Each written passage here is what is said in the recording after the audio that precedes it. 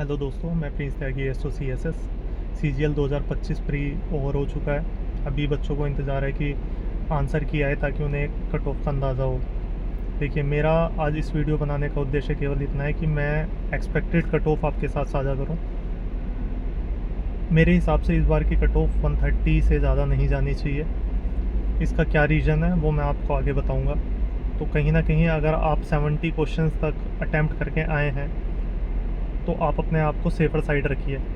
अब क्वेश्चन आता है कि भाई 130 नंबर क्यों, जब पिछले 2 साल से कट ऑफ 150 को टच कर रहा है और पिछले साल 153 गया, तो 130 नंबर क्यों इस बार।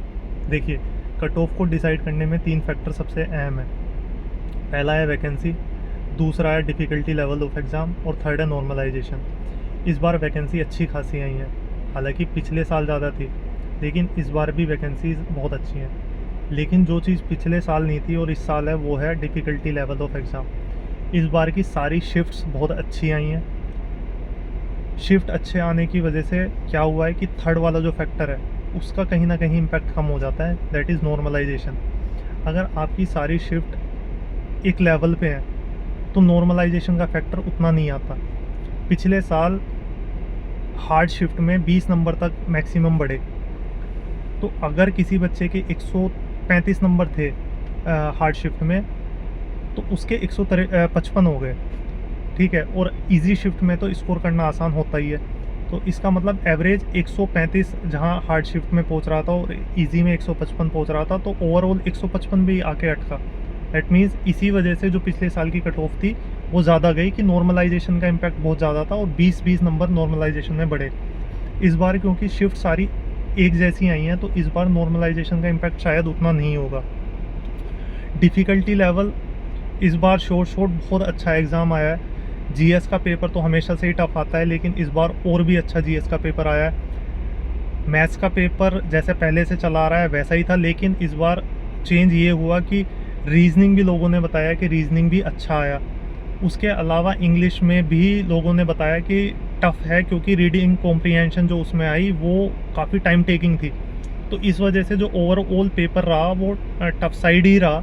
इसकी वजह से जो मेरा मानना है कि कट ऑफ जो है वो ज़्यादा जाने के चांसेस बहुत ही कम है।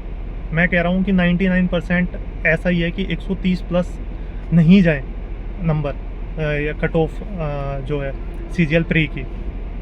तो इसलिए अगर आप 65 to 70 अटैम्प्ट करके आए हैं और आपको लग रहा है कि मेरे 130 प्लस आ जाएंगे, तो आप अपनी तैयारी मेंस के लिए शुरू कर दीजिए। इंतज़ार मत कीजिए आंसर कीज़ का, क्योंकि आंसर की का पता नहीं है कब आए। तो इसलिए आप तैयारी अपनी कंटिन्यू रखिए। अगर आप 1 महीना भी रुक जाते हैं, आप सोचते हैं कि भाई मैं आंसर की का वेट कर लेता हूँ और आंसर की आने के बाद मैं अपनी तैयारी शुरू करूँगा, आप ये समझिए कि आप कितने लोगों से पीछे हो जाएंगे, क्योंकि बच्चे जो है बहुत मेहनत कर रहे हैं। तो इसलिए कोई बहाना मत दीजिए अपने आप को कि आंसर की का मैं वेट करूँगा, कट ऑफ आ जाए, रिज़ल्ट आ जाए तब मैं तैयारी करूँगा। बहुत पीछे हो जाएंगे बच्चों से। और अगर आपके चांसेस बन सकते हैं क्लियर करने के, सिलेक्शन लेने के, इस बार अगर आपके चांसेस बन रहे हैं, तो उस चांसेस को बना के रखिए, तैयारी करते रहिए, कोई बहाना अपने आप को मत दीजिए और अपना बेस्ट दीजिए बस। तो मिलते हैं सिलेक्शन के बाद। Thank you.